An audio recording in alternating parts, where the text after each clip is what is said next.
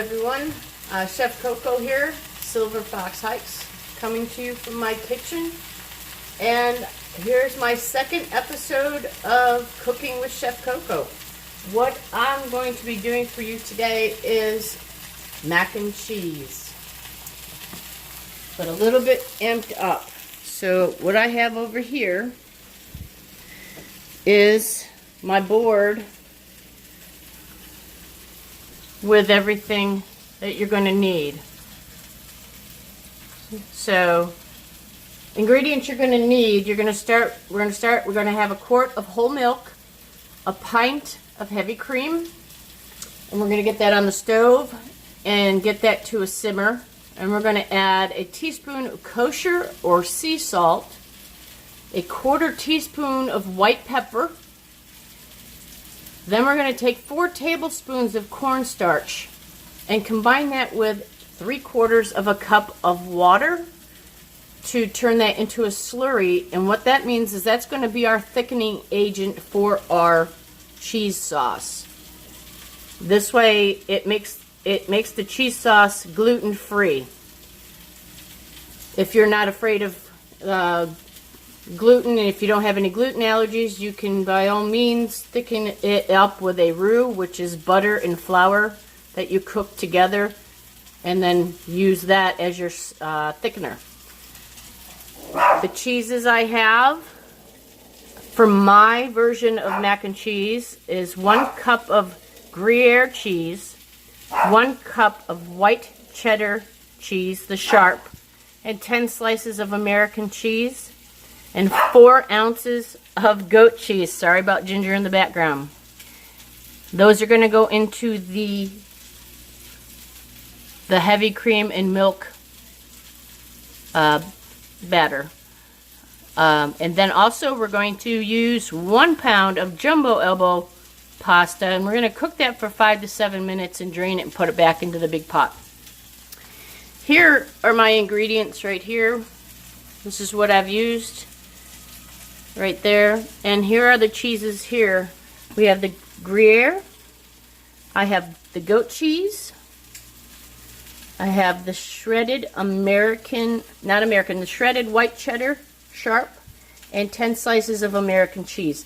Why I use these cheeses is because these are a soft cheese, they're creamy, and they will make your mac and cheese not be having a gritty texture. If you use the cheddar cheese, the yellow cheddar cheese, that tends to leave that pretty gritty. And down below in the show more section, I will also have a list of other cheeses you can use. You don't have to use the ones I'm using, but there's so many more that you can use. Like, you can go use Gouda cheese. You can use a smoked Gouda cheese, but you want to make sure you cut off the rind of that cheese because it does not dissolve into the cream. You can use smoked mozzarella, Swiss cheese, let's see here, Provolone, Fontina cheese. Those are all really soft, creamy cheeses that will make your cheese sauce a lot silkier and smooth and very flavorful. So what I have here, I have a few things going on, but I got the cream right there and the quart of milk warming up. I turned it down a little bit because it was starting to overflow before I videotaped. So we got that there. And what I'm going to do next, and the sizzling you hear is, I'm going to amp up my mac and cheese 2 different ways. I love Indian food, so I've taken chicken thighs and I had them marinating in this spice right here called tandoori masala. So that is what's on the chicken, and what I'm going to do is after I get the mac and cheese made, I'm going to combine that into the mac and cheese. And I also have on the back burner here, I also have ground beef browning off. And the seasoning that I have in there is one of my favorite seasonings here. It's the Greek seasoning. And I love that seasoning. It's very versatile and goes with a lot of stuff. And as always, I have my pasta water ready to go. So what I'm going to do right now is I'm going to now take my salt, a teaspoon of salt, and I'm going to put that into my milk and cream fixture there. I'm going to come over here with you. This makes it a lot easier for me. And then I'm going to take the white pepper. At the same time, I'm going to turn off the chicken. Take off the cap so I can get into here. And a quarter of a teaspoon. Seriously, when you do a quarter of a teaspoon, that's what I'm talking about right there. You don't want to overflow it. Pepper is very strong and pungent. So you just want to really measure it out properly. So what I'm going to do is I'm going to just take my whisk and whisk that in so it breaks down that pepper a little bit. And gets that going. And what I want to do also, I'm going to put that in the holder, is that I'm going to grab a tablespoon, because the process to this right now, what we're going to do is I'm going to, since I've got it coming, it's coming to a nice simmer right there. This is how you want to have it to when you're going to add the slurry in. And the slurry is 4 tablespoons of cornstarch. I put it in a small bowl. It will get stiff on you again. To a third of a cup of water. So get this recombined because it'll settle. And what we're going to do is we're going to pour it into our milk and cream mixture here.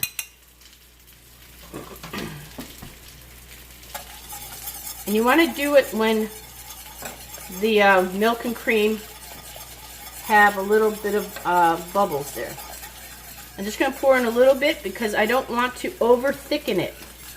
Because what's going to happen is when you get to the cheeses are going to be a part of the thickening agent as well. So you just want to check it. And if you notice, I don't know if you can tell, but it's a little bit thicker than it was when I first showed you. Now, why I have the tablespoon. The tablespoon is for this test and this test alone. You want this to be a medium body cheese sauce.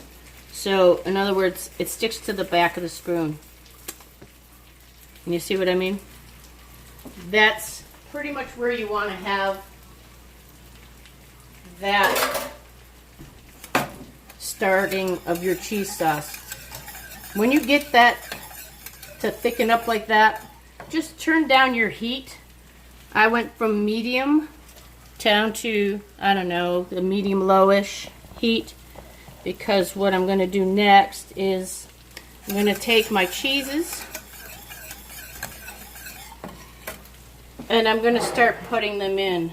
I'm going to start off with the sliced American cheese and start putting that in. And it'll start melting into this milk and cream mixture. And you just stir it every now and then and you'll start seeing the cheese will start melting in here.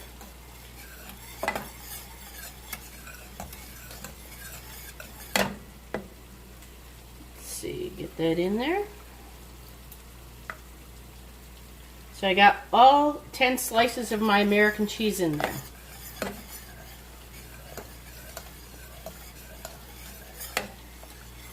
This is the start of a really, really tasty cheese sauce. And this is where I get my yellow color to my cheese sauce. I mean, everybody thinks that mac and cheese has to be yellow all the time. It doesn't. It can be all straight white cheeses, and that would be just fine.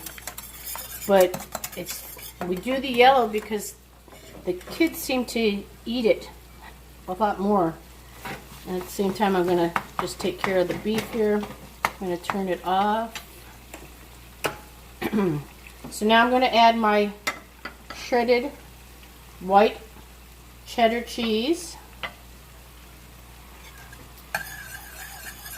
And stir that in until it melts down. And this will melt down a lot faster than that sliced American because it's shredded and it's very fine. Then I'm going to put my Gruyere cheese in. Gruyere is a French cheese. It's a very mild white cheese. It is used for a lot of fondues along with Swiss. You can use Brie also if you wanted to. That was another cheese that you can use. And the last cheese I'm going to put into this is going to be goat cheese. Why I put goat cheese in mine is because, not because just because I love goat cheese, but I also love the tanginess to goat cheese. It gives the sauce a little bite. So there we go for that. All the cheeses are in now. And notice the sauce. And see how it's thick, but not like thick to where you're not going to be able to coat pasta with. The cheeses do have a little bit more to melt. So I'm just going to keep this heat on low like this. You don't want it on higher than a medium low to low because you do not want to scorch the bottom of your pan with your cheese. And that's what will happen. So I do have my water boiling for my pasta.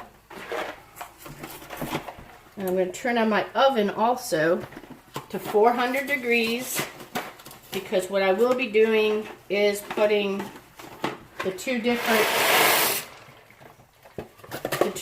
mac and cheeses in two different pans and then baking them in the oven. You'll see when I get to those steps. So for now, right now, I'm going to drain the grease out of the hamburger meat. And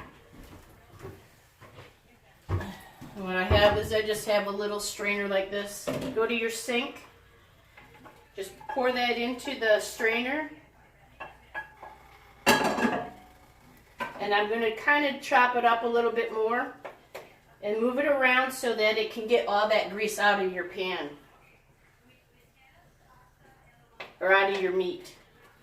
Then I'm going to put it back in the pan just to hold it on the stove.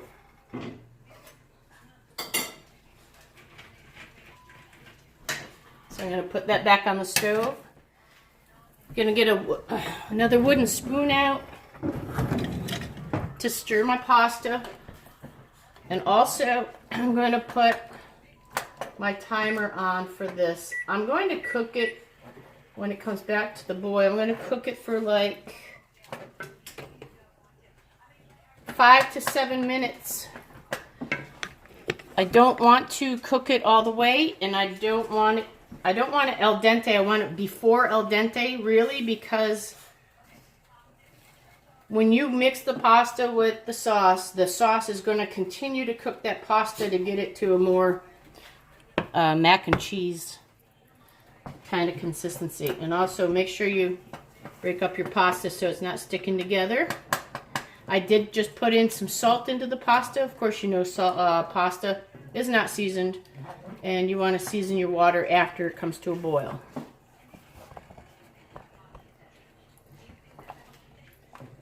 So while this is going, I'm going to now take my chicken, bring you over to this side, and I'm going to take my chicken and I'm going to cut it up on the cutting board here. I have a cutting board that I like to use. I know I have my bamboo one over there, but I tend not to like to use it for any meats. So what I'll do is I will get these out of the pan. And this is the chicken that has been seasoned with the tandoori masala seasoning. which if you want to know, you can get that at most grocery stores in the ethnic aisle. I would more so look, I think I got that actually at Whole Foods, because Whole Foods will tend to have more variety than like if you go to your local supermarket, whatever you have in your area. And again, I love Indian food, so that's why I do my mac and cheese a couple different ways here. So I'm just making a small dice. You can do whatever you want. I'm just doing 2 variations that I've done before, but you can leave your mac and cheese plain, or you can put in things like lobster meat, shrimp. You can do bacon in it. You can do whatever you like as in proteins, and you can, what I say, gourmetize it. So you can amp it up a little bit by putting in things like some kind of protein, shrimp, lobster, chicken that I'm doing now, the ground beef, which makes it like a cheeseburger, mac and cheese. You can also do things like truffles, if you can find truffles. You can also, let's see, what other, there's so many things. Whatever you have a thought on, just try it out. You never know unless you try. So I'm just going to stir the pasta, and I'm going to test out a couple pieces here to see where they're at. Oh, that's more than enough for me. Because again, like I said, you're going to be mixing it with some cheese sauce, and the cheese sauce will continue to cook that. So I'm just going to take this to the sink, drain it out.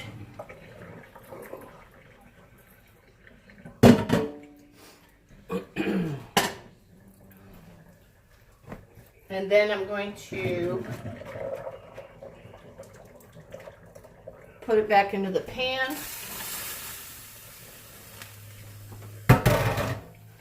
And also with your cheese sauce, and this is totally up to you, but you can also take a little bit of nutmeg. I have some fresh nutmeg here. And I'm just going to do a couple grates of fresh nutmeg into my cheese sauce. So, okay, from here, let me just mix that up. I'm going to turn that way down now. Get that mixed up a little bit. And before you start putting things together, be sure to taste, but make sure that it's not too hot for you to do so. You want to do that so that you know you got the flavor in there, you got enough seasoning in there for it, that it's not going to be bland. So now what I'm going to do is, with the help of a towel, I'm going to take all this cheese sauce, and I'm going to pour it into this pan with the macaroni. And you're probably thinking, man, that's a lot of cheese sauce. But trust me, next few steps that we're going to do, it's going to absorb into the pasta and cook the pasta the rest of the way. So, make sure I got all my burners are off, surface is off. I have my oven set at 400 degrees.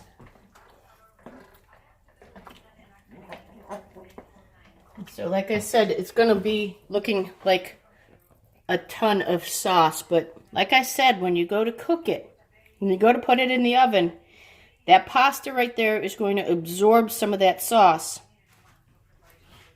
So you want to have more sauce to be able to have that happen. So right now I have 2 different pans here. I got this this small little baking dish here. I think I'll do the cheeseburger one in that. And then I have this casserole dish.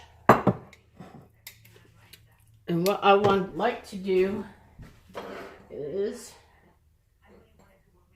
I'm going to take a little bit of butter. I'm just going to put it on the bottom of the pan as best as I can. And butter will add to the flavor and it'll keep it from sticking so much. So that's what I'm doing right now, is greasing the bottom of the pan with some butter. If you want to use pan spray, go right ahead. But I like using real butter and as much real product as possible instead of stuff in a can spray. So I got that all greased. Just gonna rinse off my hands real quick. Cold water and butter are not friends. So what I'm gonna do first is I'm gonna take my slotted spoon. What I want to do is, because I'm going to use the slotted spoon with this because I want to make sure I get all the grease out. I don't want to have a lot of grease.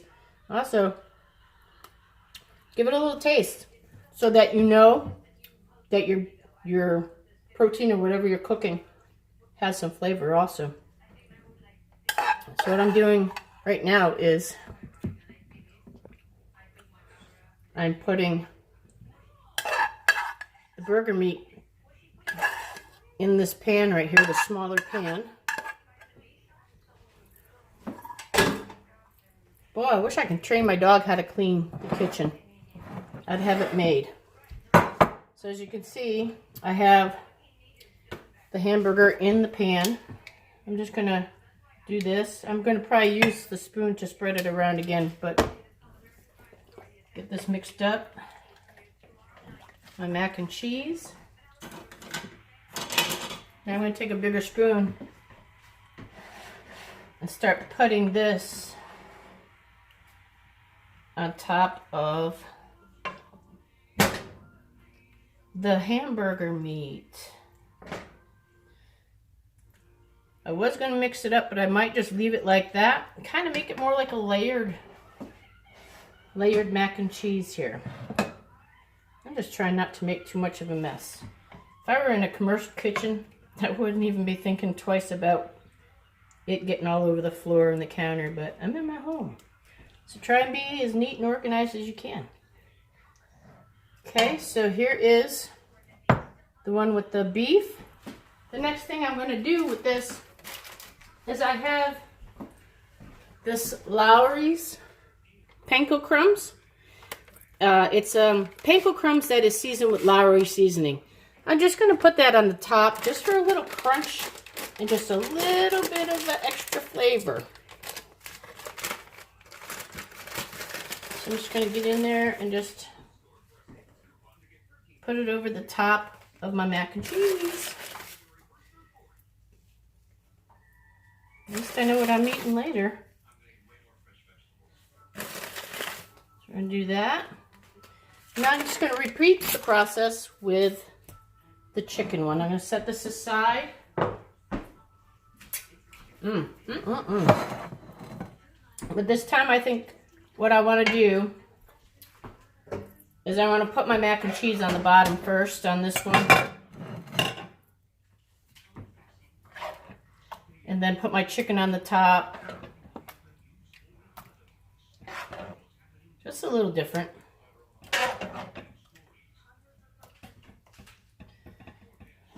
Try and do is just take the whole pan, dump it right in. Oh, I can smell the goat cheese. Oh my God, I love it. Absolutely love it. So there's that. Hey Ginger, why don't you do dishes for Mama? All right, now what I'm going to do is I'm going to take the chicken. Actually, I'm going to use my fingers. You can do this. You don't have to use tongs all the time. Just make sure your hands are clean. That's all I ask. So I'm just placing the chicken on the top. This is the masala, the tandoori masala seasoning. I just wipe my hands before I stick my hands into the bag here. And again, I'm just gonna go around with a little bit of, just a little bit, because they are seasoned, so you don't want to over season anything.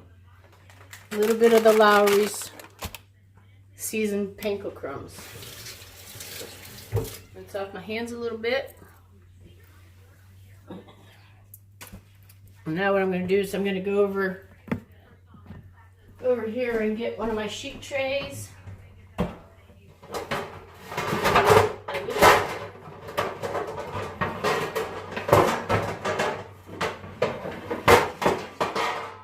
Wish I already had it out, but I didn't. So I'm getting one of my sheet trays. And what I'm going to do is I'm going to put these two on a sheet tray and put them in the oven in the middle rack. In the middle rack. With the top, with no lids, no cover. Because you have to know that that is heated already. So everything's already pretty much warm, and you're just going to finish it off in the oven. So we're going to finish it off. I'm going to let it go for about, I'm going to do 15 minutes and then go from there. Okay? And I'll check back with you in a little bit. Okay, Chef Coco back here with you. The mac and cheeses are done. I set them in the oven, did them for 15 minutes. And here are the mac and cheeses. There's the one with the ground beef. And here's the one with the chicken. You got them both right there. And I got myself a bottle of Riesling. So now it's time to taste the chicken. Or the mac and cheese. So what I'm going to do, so I'll move my wine over. And let's get into, and you notice, you'll watch how creamy this is when I get this out. That this is really creamy still. It's not dried. It's very creamy and looks so delicious.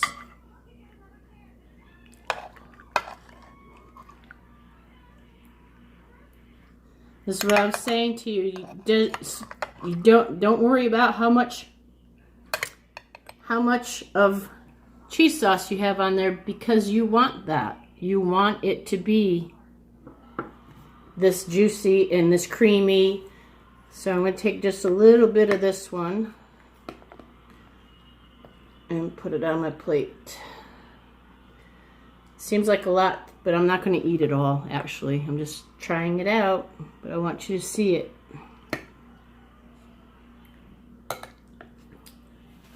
So, there you go.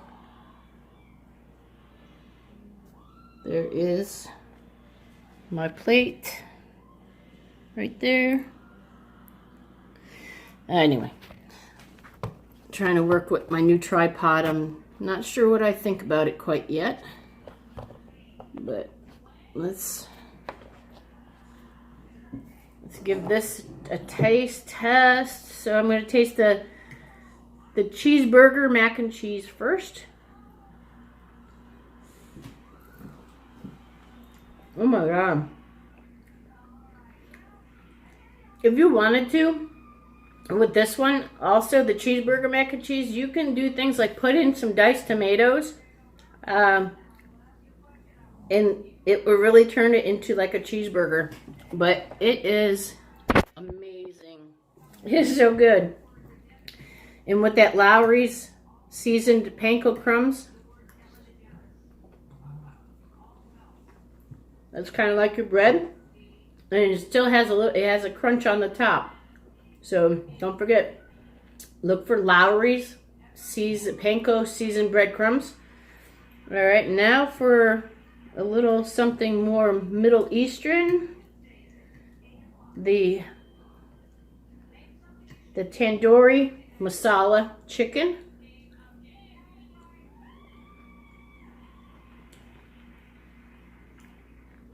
Oh, that's good. That is really good.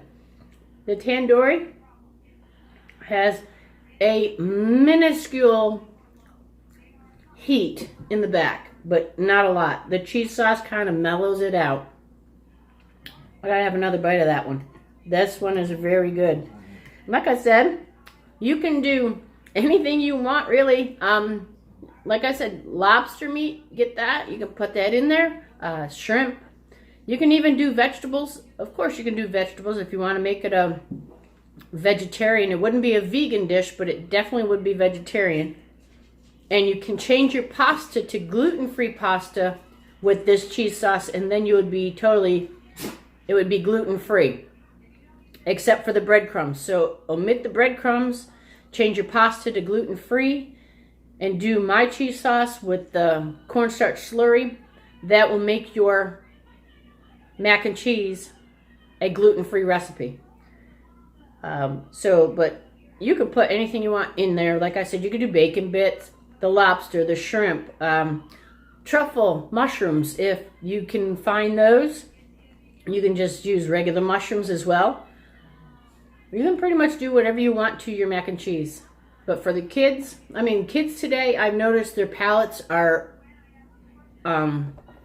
very in tuned. I've been taking care of a lot of kids at the restaurant that they know their food and they know what they want, and it surprises me when they want things that are like really different, like ahi tuna, stuff like that. But try everything.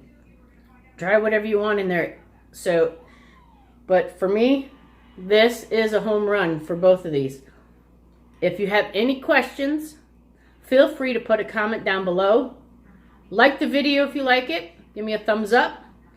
And if there's anything that you would like to see, this is going to be a new series. This is my new series of cooking with Chef Coco. If there's anything that you want to see down the road, put it in the comments down below. And also in the show more section, I'm going to list the other cheeses that you can use. I'm going to put the list in for all my ingredients, so that you can just refer back to that if you want to, or just pause the video along the way. So I hope you really enjoyed this video, and I'm so excited to be doing food videos for everybody out there and showing you how to do things on a budget even, and how quick and easy it was to do this. This technically was about a 30-minute total start to finish, because I started prepping things a little bit before I started the video. But I hope you found this informative, and I hope you liked the video. And again, please subscribe to my channel. And I look forward. Thank you.